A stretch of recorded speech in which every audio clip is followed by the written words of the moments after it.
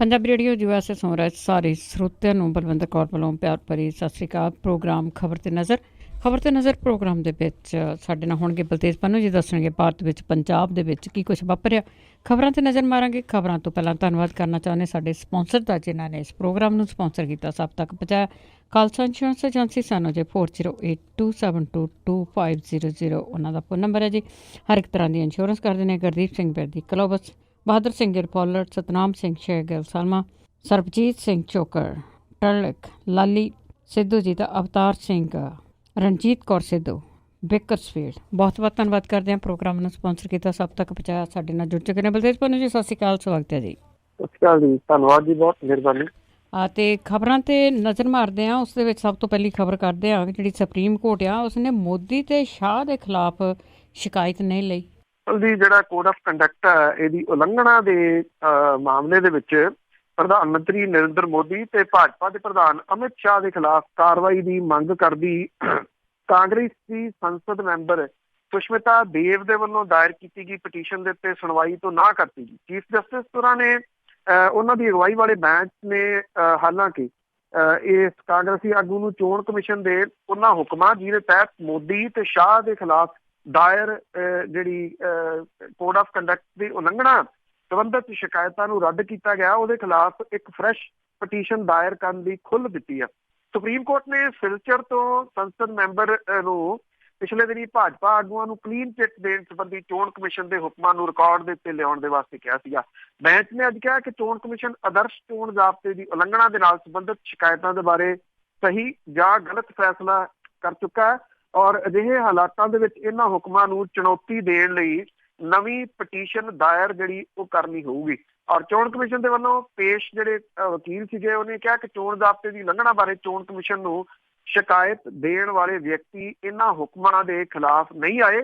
ਉਧਰ ਜਿਹੜਾ ਪਟੀਸ਼ਨ ਦਾਇਰ ਕਰਨ ਵਾਲਾ, ਉਹਦੇ ਵੱਲੋਂ ਪੇਸ਼ ਜਿਹੜੇ ਵਕੀਲ ਸੀਗੇ ਅਭਿਸ਼ੇਕ ਮਨੂ ਸਿੰਘਵੀ, ਉਹਨੇ ਇਹ ਗੱਲ ਕਹੀ ਕਿ ਚੋਣ ਕਮਿਸ਼ਨ ਨੇ ਪ੍ਰਧਾਨ ਮੰਤਰੀ ਜਿਹੜੇ ਸੀਗੇ ਨਰਿੰਦਰ ਮੋਦੀ ਤੇ ਭਾਰਤੀ ਜਨਤਾ ਪਾਰਟੀ ਦੇ ਪ੍ਰਧਾਨ ਅਮਿਤ ਸ਼ਾਹ ਦੇ ਖਿਲਾਫ ਸ਼ਿਕਾਇਤਾਂ ਖਾਰਜ ਕਰਨ ਦੇ ਵਾਸਤੇ ਕੋਈ ਠੋਸ ਕਾਰਨ ਜਿਹੜੇ ਉਹ ਨਹੀਂ ਦਿੱਤੇ। ਔਰ ਚੋਣ ਕਮਿਸ਼ਨ ਮੋਦੀ ਨੂੰ ਜਿਹੜਾ ਕੋਡ ਆਫ ਕੰਡਕਟ ਹੈ, ਇਹਦੀ ਕਥਿਤ ਉਲੰਘਣਾ ਦੇ ਨਾਲ ਵੱਖ-ਵੱਖ ਸ਼ਿਕਾਇਤਾਂ ਦੇ ਵਿੱਚ ਕਲੀਨ ਚਿੱਟ ਜਿਹੜੀ ਵੀ ਉਹ ਦੇ ਚੁੱਕਿਆ। ਨੇ ਕਿਹਾ ਕਿ ਉਹ ਨਵੀਂ ਫਰੈਸ਼ ਐਪਲੀਕੇਸ਼ਨ ਅੱਜ ਜਿਹੜੀ ਉਹ ਦਾਇਰ ਕਰਨਗੇ ਜੀ।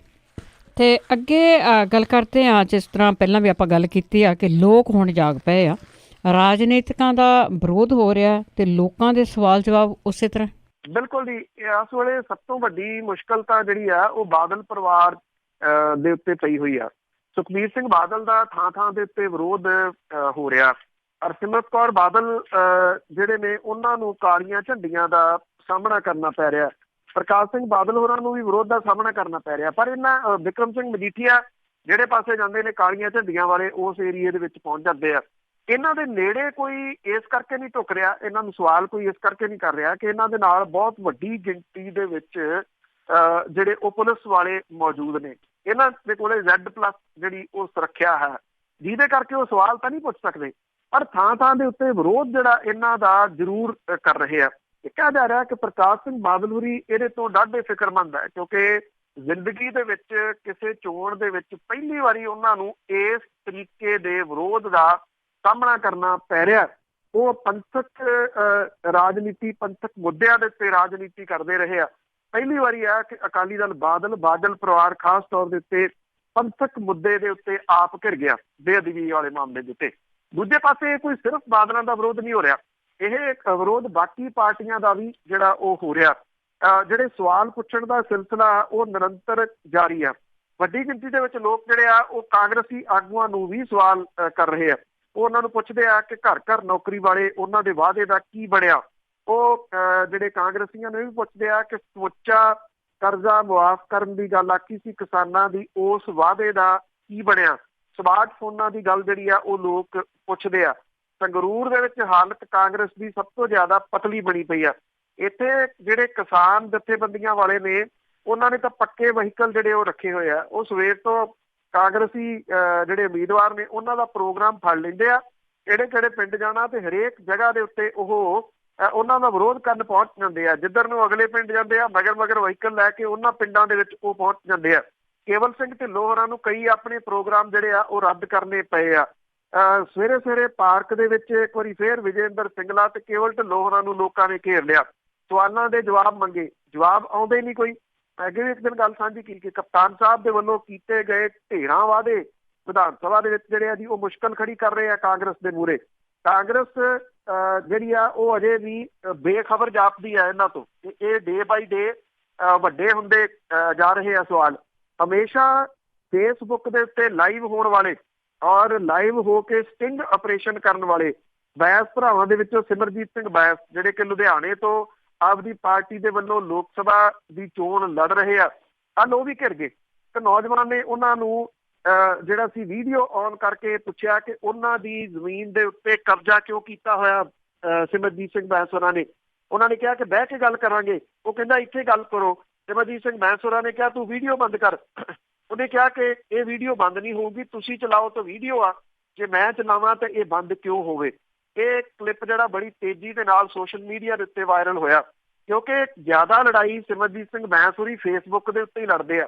ਉਹ ਅਕਸਰ ਕਦੀ ਪਾਸਪੋਰਟ ਦਫ਼ਤਰ, ਕਦੀ ਕਿਸੇ ਪਟਵਾਰੀ ਦੇ ਕੋਲੇ, ਕਦੀ ਕਿਸੇ ਕਾਲਜ ਦੇ ਵਿੱਚ ਫੇਸਬੁੱਕ ਲਾਈਵ ਕਰਕੇ ਇਹ ਦੱਸਦੇ ਆ ਲੋਕਾਂ ਨੂੰ ਕਿ ਉਹ ਕਰਪਸ਼ਨ ਫੜ ਰਹੇ ਆ। ਤੇ ਜਦੋਂ ਆਪ ਜਿਹੜਾ ਜੀ ਉਹ ਘਿਰੇ ਤੇ ਉਹ ਗੁੱਸੇ ਦੇ ਵਿੱਚ ਨਜ਼ਰ ਆਏ। ਉਹਨਾਂ ਦੇ ਨਾਲ ਦੇ ਜਿਹੜੇ ਸਾਥੀ ਸੀ ਉਹ ਵੀ ਦਬਕਾਉਂਦੇ ਨਜ਼ਰ ਆਏ ਜਿਹੜੇ ਇਹ ਵੀਡੀਓ ਬਣਾਉਣ ਵਾਲੇ ਸੀ ਉਹਨਾਂ ਨੂੰ।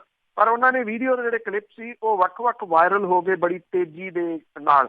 ਜਿਹੜੇ ਸਿਆਸਤਦਾਨ ਨੇ ਉਹਨਾਂ ਦੇ ਅੰਦਰ ਵੱਡੀ ਫਿਕਰਮੰਦੀ ਜਿਹੜੀ ਆ ਜੀ ਇਸ ਗੱਲ ਨੂੰ ਲੈ ਕੇ ਬਣੀ ਹੋਈ ਆ ਕਿ ਡੇ ਬਾਈ ਡੇ ਵੱਡੇ ਹੁੰਦੇ ਤੁਰੇ ਜਾ ਰਹੇ ਸਵਾਲ ਜਿਹੜੇ ਆ ਇਹਨਾਂ ਦਾ ਸਿਲਸਿਲਾ ਕਿੱਥੇ ਜਾ ਕੇ ਰੁਕੂਗਾ।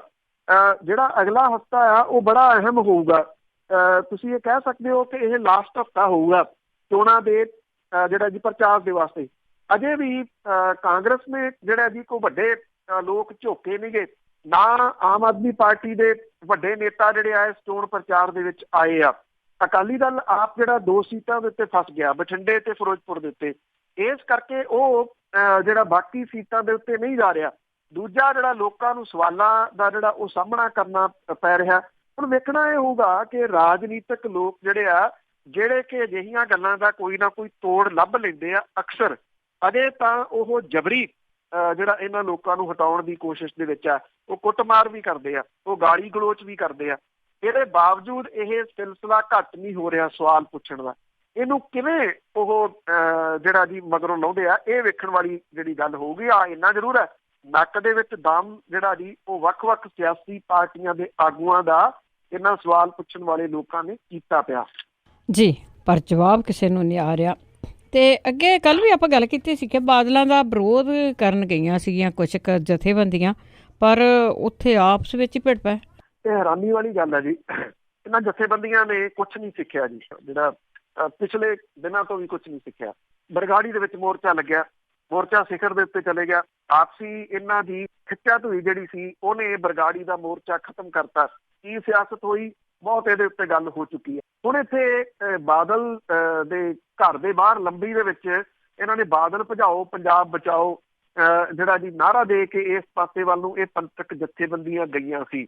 ਉੱਥੇ ਜਿਹੜਾ ਇਹ ਰੋਸ ਮਾਰਚ ਸੀਗਾ ਜਦੋਂ ਇਹ ਗਿਆ ਤੇ ਇਹ ਬਹੁਤਾ ਪ੍ਰਭਾਵ ਨਹੀਂ ਛੱਡ ਸਕਿਆ। ਉਹਦਾ ਕਾਰਨ ਇਹ ਸੀਗਾ ਕਿ ਬਲਜੀਤ ਸਿੰਘ ਦਾਦੂਵਾਲ ਤੇ ਸਤਿਕਾਰ ਕਮੇਟੀ ਦੇ ਮੁਖੀ ਸੁਖਜੀਤ ਸਿੰਘ ਖੋਸਾ ਦੇ ਧੜੇ ਆਪਸ ਦੇ ਵਿੱਚ ਬਹਿਸ ਪਏ।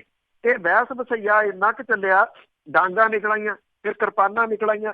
ਕੁਛ ਸਿਆਣੇ ਲੋਕ ਵਿੱਚ ਪੈ ਗਏ ਜਿਨ੍ਹਾਂ ਨੇ ਭੱਜ ਕੇ ਜਾ ਕੇ ਇਹਨੂੰ ਕੰਟਰੋਲ ਕੀਤਾ। ਪਰ 7-8 ਮਿੰਟ ਇੱਕ ਵਾਰੀ ਇਹ ਲੋਕਾਂ ਨੂੰ ਲੱਗਿਆ ਕਿ ਇਹ ਕਰਨ ਕੀ ਆਏ ਆ ਤੇ ਕਰ ਕੀ ਰਹੇ ਆ। ਆਏ ਤਾਂ ਸੀਗੇ ਬਾਦਲਾਂ ਦਾ ਵਿਰੋਧ ਕਰਨ, ਉੱਥੇ ਇੱਕ ਦੂਜੇ ਦੇ ਖੂਨ ਦੇ ਪਿਆਸੇ ਹੋ ਗਏ। ਜੇ ਕੁਛ ਲੋਕ ਸੁਹਿਰਦਤਾ ਦੇ ਨਾਲ ਭੱਜ ਕੇ ਇਹਨਾਂ ਨੂੰ ਨਾ ਡੱਕਦੇ ਤਾਂ ਇਹ ਖੂਨੀ ਜੰਗ ਜਿਹੜੀ ਆ ਜੀ ਉਹ ਹੋ ਜਾਣੀ ਸੀ। ਕਿਰਪਾਨਾਂ ਕੱਢ ਕੇ ਜਦੋਂ ਘੁਮਾ ਰਹੇ ਸੀ ਤੇ ਕਿਸੇ ਦੇ ਵੀ ਵੱਜ ਸਕਦੀ ਸੀ। ਜਿਹੜਾ ਸਤਿਕਾਰ ਕਮੇਟੀ ਦਾ ਸੁਖਜੀਤ ਸਿੰਘ ਖੋਸਾ, ਉਹਦੇ ਹੱਥ ਦੇ ਉੱਤੇ ਕੁਛ ਸੱਟ ਜਿਹੜੀ ਆ ਉਹ ਲੱਗੀ ਦੱਸੀ ਜਾਂਦੀ ਆ। ਇਹਨਾਂ ਦੋਵਾਂ ਧਿਰਾਂ ਦੇ ਵਿਚਾਲੇ ਜਿਹੜੇ ਇਹ ਤਕਰਾਰ ਹੈ ਇਹ ਤਾਂ ਹੈ ਕਾਫੀ ਪਿਛਲੇ ਲੰਬੇ ਸਮੇਂ ਤੋਂ ਆ। ਇੱਥੇ ਇਹਨਾਂ ਨੇ ਆਪਣਾ ਜਲੂਸ ਆਪ ਜਿਹੜਾ ਜੀ ਉਹ ਕੱਢ ਲਿਆ। ਜਿਨ੍ਹਾਂ ਦੇ ਖਿਲਾਫ ਰੋਸ ਮੁਜ਼ਾਹਰਾ ਕਰਨ ਗਏ ਸੀ ਉਹ ਅੰਦਰੋਂ ਅੰਦਰੀ ਖੁਸ਼ ਜਿਹੜੇ ਜੀ ਉਹ ਜ਼ਰੂਰ ਹੋਣੇ ਆ। ਸਤਿਕਾਰ ਕਮੇਟੀ ਵਾਲੇ ਉਂਝ ਤਾਂ ਜਦੋਂ ਕੋਈ ਅਹਿਮ ਗੱਲਾਂ ਹੁੰਦੀਆਂ ਨੇ ਕਿਤੇ ਨਹੀਂ ਬੋਲਦੇ, ਜਦੋਂ ਡਾਂਗ ਸੋਟਾ ਕਰਨਾ ਹੋਵੇ ਉਦੋਂ ਇੱਕਦਮ ਪਤਾ ਨਹੀਂ ਕਿਹੜੇ ਪਾਸੇ ਤੋਂ ਨਿਕਲ ਆਉਂਦੇ ਆ। ਇਸ ਜਿਹੜਾ ਰੋਸ ਮਾਰਚ ਸੀ ਉਹਦੀ ਇੱਕ ਜਿਹੜੀ ਦੀ ਜ਼ਰੂਰ ਪੋਜ਼ਿਟਿਵ ਗੱਲ ਰਹੀ, ਬਰਗਾੜੀ ਮੋਰਚਾ ਸਮਾਪਤ ਹੋਣ ਦੇ ਮੌਕੇ ਇੱਕ ਦੂਜੇ ਦੇ ਉੱਤੇ ਇਲਜ਼ਾਮ ਲਾਉਣ ਵਾਲੇ ਧਿਆਨ ਸਿੰਘ ਮੰਡ ਤੇ ਬਲਜੀਤ ਸਿੰਘ ਦਾਦੂਵਾਲ ਹੋਰੀ ਇਕਜੁੱਟ ਜਿਹੜਾ ਜੀ ਉਹ ਜ਼ਰੂਰ ਨਜ਼ਰ ਆਏ ਔਰ ਉਹਨਾਂ ਨੇ ਜਿਹੜਾ ਜੀ ਇਹ ਕਿਹਾ ਕਿ ਪੰਜਾਬ ਦੇ ਲੋਕ ਬਾਦਲਾਂ ਨੂੰ ਪੰਜਾਬ ਦੇ ਵਿੱਚੋਂ ਚੱਲਦਾ ਜਿਹੜਾ ਜੀ ਉਹ ਕਰਨ। ਤੇ ਹੁਣ ਪਤਾ ਨਹੀਂ ਕਿ ਲੋਕਾਂ ਨੂੰ ਵਿਖਾਉਣ ਦੇ ਵਾਸਤੇ ਉਹ ਇਕਜੁੱਟਤਾ ਸੀਗੀ ਜਾਂ ਵਾਕਿਆ ਹੀ ਉਹਨਾਂ ਨੇ ਆਪਸ ਦੇ ਵਿੱਚ ਕੋਈ ਸਮਝੌਤਾ ਕਰ ਲਿਆ ਹੈ। ਹੋ ਸਕਦਾ ਕਿਸੇ ਹੋਰ ਪੋਲੀਟੀਕਲ ਪਾਰਟੀ ਨੇ ਉਹਨਾਂ ਨੂੰ ਤੋਰਿਆ ਹੋਵੇ, ਇਹ ਵੀ ਕੋਈ ਨਹੀਂ ਪਤਾ ਵਿੱਚ ਹੁੰਦਾ ਕੀ ਹੈ। ਤੇ ਅੱਗੇ ਗੱਲ ਕਰਦੇ ਹਾਂ ਆਪਣੇ ਆਪ ਵਿਧਾਇਕ ਜਿਹੜੇ ਉਹਨਾਂ ਨੇ ਪੰਜਾਬੀਆਂ ਦੇ ਨਾਂ 'ਤੇ ਇੱਕ ਚਿੱਠੀ ਲਿਖੀ ਆ। ਬਿਲਕੁਲ ਜੀ, ਆਈ ਥਿੰਕ ਬਹੁਤ ਲੇਟ ਤੁਸੀਂ ਕਹਿ ਸਕਦੇ ਹੋ, ਚਿੜੀਆ ਚੁੱਗ ਗਈ ਖੇਤ ਵਾਲੀ ਗੱਲ ਹੈ। ਹੁਣ ਜਦੋਂ ਇਹ ਚਿੱਠੀ ਲਿਖ ਰਹੇ ਆ ਅਮਨ ਅਰੋੜਾ ਤੇ ਜਿਹੜੇ ਹਰਪਾਲ ਸਿੰਘ ਚੀਮਾ, ਉਹਨਾਂ ਨੇ ਚਿੱਠੀ ਜਾਰੀ ਜਿਹੜੀ ਇਹ ਕੀਤੀ। ਇਹਦੇ ਵਿੱਚ ਪ੍ਰਿੰਸੀਪਲ ਬੁੱਧਰਾਮ, ਸਰਬਜੀਤ ਕੌਰ ਮਾਣੂਕੇ, ਕੁਲਤਾਰ ਸਿੰਘ ਸੰਧਵਾ, ਰੁਪਿੰਦਰ ਕੌਰ ਰੂਬੀ, ਮੀਤ ਹੇਅਰ, ਜੈ ਕਿਸ਼ਨ ਦੋੜੀ, ਮਨਜੀਤ ਸਿੰਘ ਬਿਲਾਸਪੁਰ, ਪ੍ਰੋਫੈਸਰ ਬਲਜਿੰਦਰ ਕੌਰ ਤੇ ਕੁਲਵੰਤ ਸਿੰਘ ਪੰਡੋਰੀ ਦੇ ਸਾਈਨ ਸੀਗੇ। ਇਸ ਚਿੱਠੀ ਦੇ ਵਿੱਚ ਦੋਸ਼ ਇਹਨਾਂ ਲਾਇਆ ਕਿ ਕੈਪਟਨ ਅਮਰਿੰਦਰ ਸਿੰਘ ਹੋਰਾਂ ਨੇ ਆਪ ਵਿਧਾਇਕਾਂ ਦੀ ਖਰੀਦੋ ਫਰੋਖਤ ਕਰਕੇ ਸੁਖਬੀਰ ਸਿੰਘ ਬਾਦਲ ਜਾਂ ਬਿਕਰਮ ਸਿੰਘ ਮਜੀਠੀਆ ਨੂੰ ਵਿਰੋਧੀ ਧਿਰ ਦੇ ਅਹੁਦੇ ਦੀ ਮਾਣ ਮਰਿਆਦਾ ਦਾ ਜਿਹੜਾ ਜੀ ਉਹ ਇਸ ਵਿਰੋਧੀ ਧਿਰ ਦਾ ਨੇਤਾ ਬਣਾਉਣਾ ਚਾਹੁੰਦੇ ਆ, ਜਿਹਦੇ ਕਰਕੇ ਇਹ ਸਾਰਾ ਕੰਮ ਜਿਹੜਾ ਜੀ ਉਹ ਕਰ ਰਿਹਾ। ਆਪ ਵਿਧਾਇਕਾਂ ਨੇ ਇਸ ਚਿੱਠੀ ਦੇ ਰਾਹੀਂ ਇਹਨਾਂ ਅਫਵਾਹਾਂ ਨੂੰ ਸਾਜ਼ਿਸ਼ ਕਰਾਰ ਦਿੱਤਾ ਕਿ ਉਹਨਾਂ ਦੇ ਵਿੱਚੋਂ ਕੋਈ ਵੀ ਹੋਰ ਜਿਹੜਾ ਉਹ ਕਾਂਗਰਸ ਜਾਂ ਅਕਾਲੀਆਂ ਦੇ ਵਿੱਚ ਸ਼ਾਮਲ ਜਿਹੜਾ ਉਹ ਹੋ ਰਿਹਾ। ਉਹਨਾਂ ਨੇ ਇਹ ਕਿਹਾ ਕਿ ਉਹਨਾਂ ਵਿੱਚੋਂ ਕੋਈ ਵੀ ਆਪ ਛੱਡਦਾ ਤੇ ਸਮਝੋ ਪੰਜਾਬ ਤੇ ਪੰਜਾਬੀਆਂ ਦਾ ਗੱਦਾਰ ਹੈ।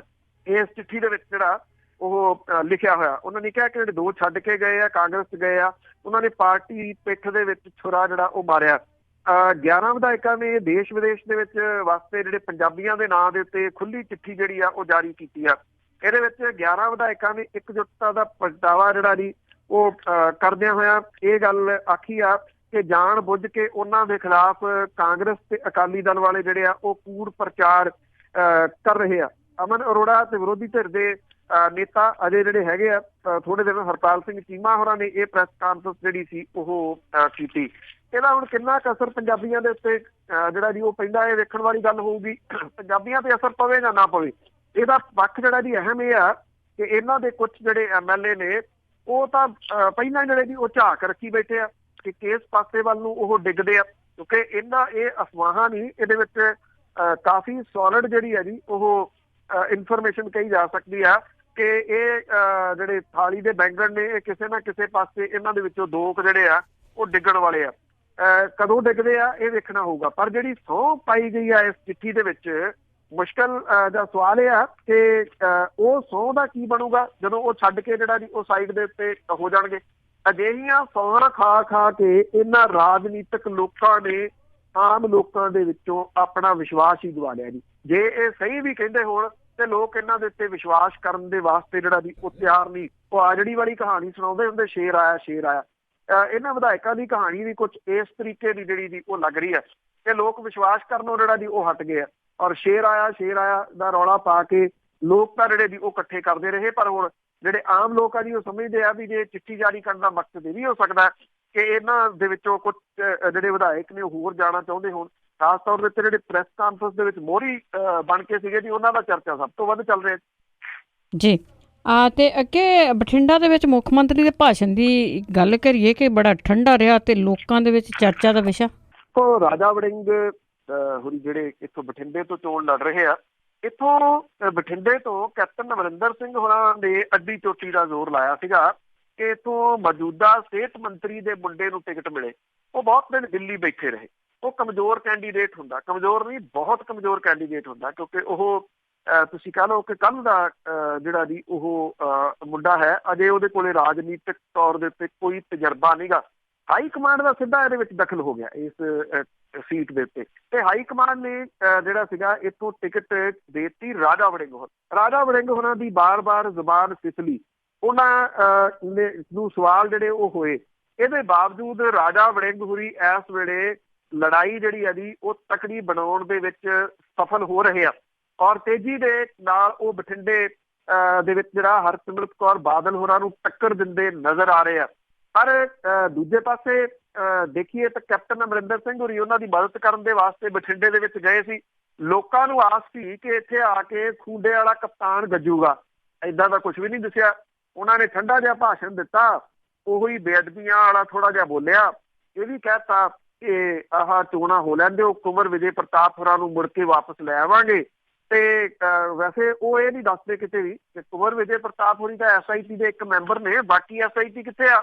ਉਹ ਤਾਂ ਕੰਮ ਕਰ ਸਕਦੀ ਹੈ, ਉਹ ਤਾਂ ਆਪਣਾ ਅੱਗੋਂ ਕਾਰਵਾਈ ਜਿਹੜੀ ਉਹ ਪਾ ਸਕਦੀ ਹੈ। ਉਹ ਕੁੰਵਰ ਵਿਜੇ ਪ੍ਰਤਾਪ ਹੋਰਾਂ ਨੂੰ ਹੀ ਜਿਹੜਾ ਵੀ ਜ਼ਿਆਦਾ ਪ੍ਰਚਾਰਦੇ ਆ, ਸ਼ਾਇਦ ਇਸ ਕਰਕੇ ਕਿ ਉਹਨਾਂ ਨੂੰ ਲੱਗਦਾ ਕਿ ਇਹੀ ਤਰੀਕਾ ਜਿਹੜਾ ਜੀ ਉਹ ਠੀਕ ਰਹੂਗਾ। ਪਰ ਜ਼ਿਆਦਾ ਚਰਚਾ ਜਿੱਥੇ ਉਹਨਾਂ ਦਾ ਭਾਸ਼ਣ, ਠੰਡਾ ਭਾਸ਼ਣ ਜਿਹੜਾ ਜੀ ਹੋ ਰਿਹਾ, ਹਾਲਾਂਕਿ ਰਾਜਾ ਵੜਿੰਗ ਨੇ ਇੱਥੇ ਕਾਫੀ ਜਿਹੜੇ ਸੀਗਾ ਉਹ ਬੜਕਾ ਵਾਲਾ ਭਾਸ਼ਣ ਦਿੱਤਾ ਔਰ ਸੁਖਬੀਰ ਸਿੰਘ ਬਾਦਲ ਨੂੰ ਉਹਨੇ ਮੌਜੂਦਾ ਸਮੇਂ ਦਾ ਜਿਹੜਾ ਸੀਗਾ ਉਹ ਜਨਰਲ ਐਡਵਾਇਰ ਵੀ ਕਰਾਰ ਦਿੱਤਾ। ਕੈਪਟਨ ਅਮਰਿੰਦਰ ਸਿੰਘ ਹੋਰਾਂ ਦਾ ਠੰਡਾ ਭਾਸ਼ਣ। ਔਰ ਦੂਜੀ ਗੱਲ ਇਹ ਰਹੀ ਕਿ ਉਹ ਇੱਥੇ ਹੋਟਲ ਦੇ ਵਿੱਚ ਇਹ ਭਾਸ਼ਣ ਦੇ ਕੇ ਚਲੇ ਗਏ ਬਠਿੰਡੇ ਦੇ। 17 ਘੰਟੇ ਹੋਟਲ ਚੋਂ ਨਹੀਂ ਨਿਕਲੇ, ਅੰਦਰ ਆਰਾਮ ਕਰਦੇ ਰਹੇ। ਜਿਸ ਦਿਨ ਰਾਜਾ ਵੜਿੰਗ ਹੋਰਾਂ ਨੇ ਪੇਪਰ ਭਰਨੇ ਸੀ, ਉਸ ਦਿਨ ਜਿਹੜਾ ਰੋਡ ਸ਼ੋਅ ਕਰਨਾ ਸੀ ਉਹ ਕੈਪਟਨ ਸਾਹਿਬ ਨੇ ਕਰਨਾ ਸੀ, ਉਹਨਾਂ ਨੇ ਰੋਡ ਸ਼ੋਅ ਨਹੀਂ ਕੀਤਾ। ਚਰਚਾ ਦਾ ਵਿਸ਼ਾ ਜਿਹੜਾ ਇਹ ਉਦਣ ਵੀ ਬਣਿਆ। ਰਾਜਾ ਵੜਿੰਗ ਹੋਰੀ ਜਿਹੜੇ ਉਹ ਮਾਫੀਆਂ ਮੰਗਦੇ ਫਿਰਦੇ ਸੀਗੇ ਉੱਥੋਂ ਦੇ ਲੋਕਲ ਲੀਡਰਾਂ ਤੋਂ। ਹੁਣ ਜਿਹੜਾ ਉਹਨਾਂ ਨੇ ਰੋਡ ਸ਼ੋਅ ਕਰਨਾ ਸੀ ਉਹ ਫੇਰ ਕੈਂਸਲ ਦੱਸਿਆ ਜਾ ਰਿਹਾ। ਇਹ ਕਿਹਾ ਜਾ ਰਿਹਾ ਕਿ ਕੈਪਟਨ ਸਾਹਿਬ ਖੜੇ ਨਹੀਂ ਹੋ ਸਕਦੇ ਜ਼ਿਆਦਾ ਦੇਰ, ਜਿਹਦੇ ਕਰਕੇ ਇਹ ਰੋਡ ਸ਼ੋਅ ਨਹੀਂ ਹੋ ਸਕਦਾ। ਕੈਪਟਨ ਸਾਹਿਬ ਉੱਥੇ ਜਾ ਕੇ 17 ਘੰਟੇ ਆਰਾਮ ਕਰ ਰਹੇ ਆ, ਉਹਨਾਂ ਦੇ ਠੰਡੇ ਭਾਸ਼ਣ ਚਰਚਾ ਦਾ ਵਿਸ਼ਾ ਬਣ ਰਹੇ ਆ। ਜਿਹੜੇ ਸਟਾਰ ਪ੍ਰਚਾਰਕ ਹੈ ਉਹਨਾਂ ਨੂੰ ਪੰਜਾਬ ਦੇ ਵਿੱਚ ਐਂਟਰੀ ਨਹੀਂ ਕਰਨ ਦਿੱਤਾ ਜਾ ਰਿਹਾ, ਉਹਨਾਂ ਦਾ ਕੋਈ ਪ੍ਰੋਗਰਾਮ ਹੀ ਨਹੀਂ ਬਣ ਰਿਹਾ। ਸਮਝ ਨਹੀਂ ਆਉਂਦੀ ਕਾਂਗਰਸ ਤੇ ਕਪਤਾਨ ਸਾਹਿਬ ਕਿਹੜੀ ਖੇਡ ਜਿਹੜੀ ਆ ਉਹ ਅੰਦਰ ਖਾਤੇ ਖੇਡ ਰਹੇ ਆ ਔਰ ਕਿਹੜੇ ਓਵਰ ਕੌਨਫੀਡੈਂਟ ਦੇ ਵਿੱਚ ਜਿਹੜਾ ਜੀ ਉਹ ਫਿਰ ਰਹੇ ਆ। ਹਾਲਾਂਕਿ ਜਿਵੇਂ ਮੈਂ ਦੱਸਿਆ ਕਿ ਰਾਜਾ ਵੜਿੰਗ ਹੋਰਾਂ ਵਾਲੀ ਜਿਹੜੀ ਸੀਟ ਆ ਉਹ ਹਾਈ ਕਮਾਂਡ ਦੇ ਸਿੱਧੇ ਦਖਲ ਕਰਕੇ ਜਿਹੜਾ ਜੀ ਉਹ ਆਈ ਆ।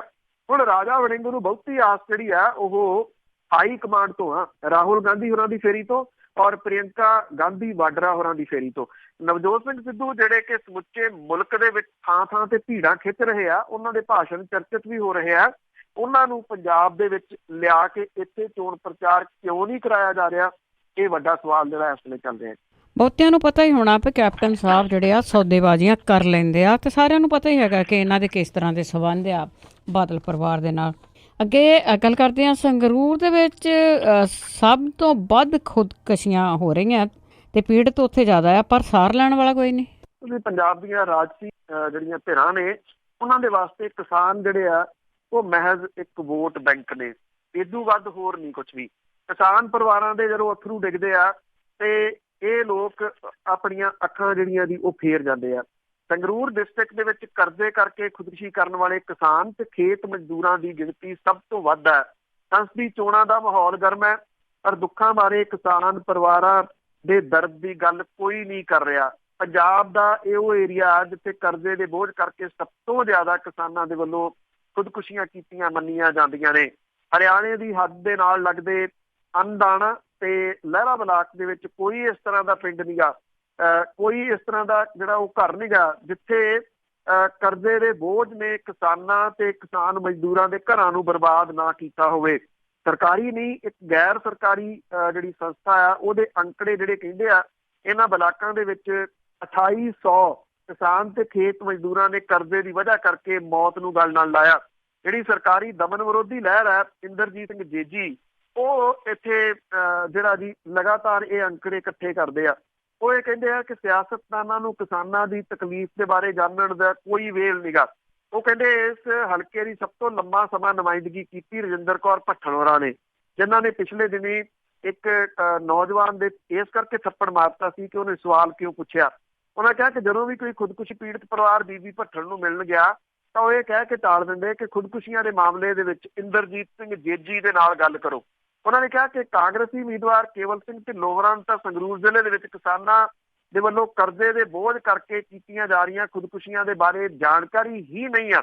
ਉਹਨਾਂ ਨੇ ਇਹ ਵੀ ਕਿਹਾ ਕਿ ਮੌਜੂਦਾ ਮੁੱਖ ਮੰਤਰੀ ਹੋਰਾਂ ਨੇ ਇਹਨਾਂ ਪਰਿਵਾਰਾਂ ਨੂੰ ਕੁਝ ਰਾਹਤ ਦੇਣ ਦੀ ਹਾਮੀ ਭਰੀ, ਪਰ ਇਹ ਮਹਿਜ਼ ਹਾਮੀ ਤੱਕ ਹੀ ਜਿਹੜਾ ਉਹ ਸੀਮਤ ਰਿਹਾ।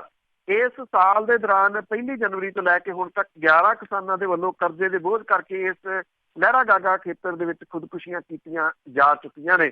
ਇਹ ਜਿਹੜੇ ਜੀ ਜੇਜੀ ਸਾਹਿਬ ਉਹ ਇਹ ਵੀ ਕਹਿੰਦੇ ਆ ਕਿ ਕੋਈ ਜਿਹੜੀ ਸਿਆਸੀ ਧਿਰ ਜਿਹੜੇ ਸਿਆਸੀ ਆਗੂ ਨੇ ਉਹ ਇਹਨਾਂ ਕਿਸਾਨਾਂ ਦੇ ਅਥਰੂ ਪੂੰਝਣ ਦੇ ਵਾਸਤੇ ਨਹੀਂ ਜਿਹੜਾ ਜੀ ਉਹ ਪਹੁੰਚ ਰਿਹਾ। ਜਿਵੇਂ ਮੈਂ ਕਿਹਾ ਕਿ ਇਹ ਏਰੀਆ ਉਹ ਏਰੀਆ ਜਿੱਥੇ ਕੋਈ ਪਿੰਡ ਜਿਹੜਾ ਔਰ ਕੋਈ ਘਰ ਜਿਹੜਾ ਉਹ ਨਹੀਂ ਬਚਿਆ ਜਿੱਥੇ ਕਿ ਇਹ ਖੁਦਕੁਸ਼ੀਆਂ ਦੇ ਵੈਣ ਨਾ ਪਏ ਹੋਣ। ਪਰ ਕਿਉਂਕਿ ਇਹ ਮਹਿਜ਼ ਵੋਟ ਬੈਂਕ ਹੈ, ਜਦੋਂ ਵੋਟ ਬੈਂਕ ਇਹ ਲੋਕ ਸਮਝਦੇ ਆ ਫਿਰ ਉਹਨਾਂ ਦੇ ਸਵਾਲਾਂ ਤੋਂ ਜਿਹੜਾ ਜੀ ਉਹ ਇਗਨੋਰ ਕਰਦੇ ਆ। ਤੇ ਸਵਾਲ ਜਿਹੜੇ ਹੁਣ ਲੋਕ ਪੁੱਛਣ ਲੱਗੇ ਆ ਉਹ ਇਸੇ ਕਰਕੇ ਪੁੱਛਣ ਲੱਗੇ ਆ ਨਾ ਕਿ ਉਹਨਾਂ ਨੂੰ ਪੁੱਛਦਾ ਕੋਈ ਨਹੀਂ। ਔਰ ਇਹ ਸਵਾਲ ਤਾਂ ਕੁਝ ਨੌਜਵਾਨ ਜਿਹੜੇ ਪੜ੍ਹੇ ਲਿਖੇ ਆ ਉਹ ਮੂਹਰੇ ਆ ਕੇ ਪੁੱਛਣ ਲੱਗੇ ਆ, ਜਿਹੜੇ ਐਕਟਿਵ ਆ ਕਿਸੇ ਨਾ ਕਿਸੇ ਤੌਰ ਤੇ। ਜੇ ਕਿਤੇ ਇਸ ਏਰੀਏ ਦੇ ਵਿੱਚ ਕਿਸੇ ਸਮੇਂ ਜਾਣ ਦਾ ਮੌਕਾ ਮਿਲੇ, ਮੈਂ ਖੁਦ ਜਿਹੜਾ ਏਰੀਆ ਦੇਖਿਆ ਹੈ, ਇੰਨਾ ਜਿਹੜਾ ਦੀ ਉਹ ਇਹ ਪਛੜਿਆ ਹੋਇਆ ਏਰੀਆ ਹੈ, ਤੁਸੀਂ ਸੋਚ ਹੀ ਨਹੀਂ ਸਕਦੇ ਕਿ ਪੰਜਾਬ ਦੇ ਕੁਝ ਪਿੰਡ ਨੇ ਜਿਨ੍ਹਾਂ ਦੇ ਵਿੱਚ ਅਜਿਹੇ ਹਾਲਾਤ ਜਿਹੜੇ ਆ ਇਹਨਾਂ ਖੁਦਕੁਸ਼ੀਆਂ ਨੇ ਬਣਾ ਦਿੱਤੇ ਹੋਏ ਆ। ਕਿਸਾਨ ਜਿਹੜਾ ਉਹ ਕਰਜ਼ੇ ਦੇ ਲਗਾਤਾਰ ਖੁਦਕੁਸ਼ੀਆਂ ਕਰੀ ਜਾ ਰਿਹਾ। ਅੱਛਾ ਨਾ ਜੀ, ਇਸੇ ਕਰਕੇ ਦੇਖ ਲਓ ਬੀਬੀ ਭੱਠਲ ਦਾ ਨਾਂ ਲਿਆ, ਕਦੇ ਰਾਜ ਕਰਦੇ ਆਏ। ਤੇ ਅੱਗੇ ਗੱਲ ਕਰਦੇ ਪੀਡੀਏ ਨੂੰ ਮਾਇਆਵਤੀ ਦੀ ਵੱਡੀ ਰੈਲੀ ਤੋਂ ਆਸ। ਬਿਲਕੁਲ ਜੀ, ਐਕਚੁਅਲੀ ਪੀਡੀਏ ਦੇ ਹਾਲਾਤ ਜਿਹੜੇ ਆ ਨਾ ਜੀ ਉਹ ਵੀ ਅਜੀਬੋ ਗਰੀਬ ਬਣੇ ਹੋਏ ਆ, ਕਿਉਂਕਿ ਇਹਦੇ ਜਿੰਨੀਆਂ ਕੁ ਪਾਰਟੀਆਂ ਉਨੇ ਇੱਕ ਆਗੂ ਆ, ਪਰ ਕੋਈ ਆਗੂ ਇੱਕ ਦੂਜੇ ਦੀ ਰੈਲੀ ਦੇ ਵਿੱਚ ਨਹੀਂ ਵੇਖਿਆ ਹੋਣਾ। ਡਾਕਟਰ ਗਾਂਧੀ ਵੀ ਇੱਥੇ ਪਟਿਆਲੇ ਦੀ ਸੀਟ ਦੇ ਉੱਤੋਂ ਉਲਝੇ ਹੋਏ ਆ ਜੀ, ਉਹ ਕਿਸੇ ਹੋਰ ਜਗ੍ਹਾ ਦੇ ਉੱਤੇ ਪ੍ਰਚਾਰ ਕਰਨ ਨਹੀਂ ਜਾ ਸਕਦੇ ਕਿਉਂਕਿ ਕਾਂਟੇ ਦੀ ਟੱਕਰ ਉਹ ਦੇ ਰਹੇ ਆ। ਸੁਖਪਾਲ ਸਿੰਘ ਖਹਿਰਾ ਹੋਰੀ ਬਠਿੰਡੇ ਦੇ ਵਿੱਚ ਉਲਝ ਗਏ ਆਪਣੀ ਸੀਟ ਤੇ, ਉਹ ਦੂਜੇ ਦੇ ਪ੍ਰਚਾਰ ਦੇ ਵਾਸਤੇ ਨਹੀਂ ਜਾ ਰਹੇ। ਮੰਗਤ ਰਾਮ ਫਾਸਲਾ ਹੋਰੀ ਕਿਸੇ ਬਾਕੀ ਸੀਟਾਂ ਦੇ ਉੱਤੇ ਪ੍ਰਚਾਰ ਲਈ ਨਹੀਂ ਗਏ। ਸਿਮਰਜੀਤ ਸਿੰਘ ਬੈਂਸ ਹੋਰੀ ਲੁਧਿਆਣੇ ਦੇ ਵਿੱਚ ਆਪਣੀ ਸੀਟ ਦੇ ਉੱਤੇ ਉਲਝ ਗਏ। 6 ਧਿਰਾਂ ਨੇ ਆਪੋ ਆਪਣੀ ਸੀਟ ਲੜ ਰਹੀਆਂ ਨੇ, ਆਪੋ ਆਪਣੀ ਸੀਟ ਦੇ ਉੱਤੇ ਹੀ ਜ਼ੋਰ ਜਿਹੜਾ ਜੀ ਉਹ ਲਾ ਰਹੇ ਆ। ਜਦੋਂ ਇਹ ਧਿਰਾਂ ਇਕੱਠੀਆਂ ਹੋਈਆਂ ਸੀਗੀਆਂ ਉਦੋਂ ਇੱਕ ਆਸ ਵੱਡੀ ਜਿਹੜੀ ਉਹ ਬੱਝੀ ਸੀਗੀ ਕਿ ਇਹ ਆਪਣੀ ਚੰਗੀ ਹਾਜ਼ਰੀ ਜਿਹੜੇ ਉਹ ਪੰਜਾਬ ਦੇ ਸਿਆਸੀ ਪਿੜ ਦੇ ਵਿੱਚ ਲਵਾ ਸਕਦੇ ਆ, ਕਮ ਸੇ ਕਮ 1-2 ਸੀਟਾਂ ਦੇ ਉੱਤੇ। ਪਰ ਇਹ ਆਸ ਜਿਹੜੀ ਆ ਜੀ ਉਹ ਇਸ ਵੇਲੇ ਕੁਝ ਧੁੰਦਲੀ ਜਿਹੜੀ ਉਹ ਨਜ਼ਰ ਆ ਰਹੀ ਆ, ਕਿਉਂਕਿ ਸਾਨਾਂ ਦੇ ਢੇਰ ਵੱਡੀਆਂ ਸੀਟਾਂ ਦੇ ਉੱਤੇ ਜਿਹੜਾ ਜੀ ਉਹ ਹੋ ਗਏ। ਹੁਣ ਇਹ ਜਿਹੜੀਆਂ ਪੀਡੀਏ ਦੇ ਵਿੱਚ ਸ਼ਾਮਲ ਧਿਰਾਂ ਨੇ CPI, RMPI ਜਿਹੜੀਆਂ ਡਾਕਟਰ ਗਾਂਧੀ ਹੋਰਾਂ ਦੀ ਪਾਰਟੀ, ਨਵਾਂ ਪੰਜਾਬ ਪਾਰਟੀ, ਪੰਜਾਬੀ ਏਕਤਾ ਪਾਰਟੀ, ਸਿਮਰਜੀਤ ਸਿੰਘ ਬੈਂਸ ਹੋਰਾਂ ਦੀ ਜਿਹੜੀ ਲੋਕ ਇਨਸਾਫ ਪਾਰਟੀ, ਇਹਨਾਂ ਦੇ ਵੱਲੋਂ ਇੱਕ ਰੈਲੀ ਜਿਹੜੀ ਆ ਉਹ ਮਾਇਆਵਤੀ ਹੋਰਾਂ ਦੀ ਕਰਵਾਈ ਜਾ ਰਹੀ ਹੈ। 12 ਮਈ ਨੂੰ ਇਹ ਰੈਲੀ ਨਵਾਂ ਸ਼ਹਿਰ ਦੇ ਵਿੱਚ ਹੋ ਰਹੀ ਆ। ਇੱਥੇ ਮਾਇਆਵਤੀ ਹੋਰੀ ਰਵਾਇਤੀ ਪਾਰਟੀਆਂ ਕਾਂਗਰਸ, ਅਕਾਲੀ ਦਲ, ਬਾਦਲ ਤੇ ਭਾਜਪਾ ਨੂੰ ਕਿੰਨੀ ਇੱਕ ਚੁਣੌਤੀ ਦੇ ਸਕਦੇ ਆ, ਇਹਦੇ ਉੱਤੇ ਜਿਹੜਾ ਜੀ ਉਹ ਨਿਰਭਰ ਕਰੂਗਾ। ਜਿਹੜੇ ਪੰਜਾਬ ਬਸਪਾ ਦੇ ਪ੍ਰਧਾਨ ਆ ਉਹਨਾਂ ਨੇ ਇਹ ਕਿਹਾ ਕਿ ਮਾਇਆਵਤੀ ਹੋਰਾਂ ਦੀ ਰੈਲੀ ਦੇ ਵਿੱਚ ਪੀਡੀਏ ਦੇ ਸਾਰੇ 13 ਉਮੀਦਵਾਰ ਤੇ ਇਹਨਾਂ ਵਿਚਲੀਆਂ ਸਾਰੀਆਂ ਪਾਰਟੀਆਂ ਦੀ ਮੁੱਖ ਲੀਡਰਸ਼ਿਪ ਜਿਹੜੀ ਆ ਉਹ ਸ਼ਾਮਲ ਹੋਊਗੀ।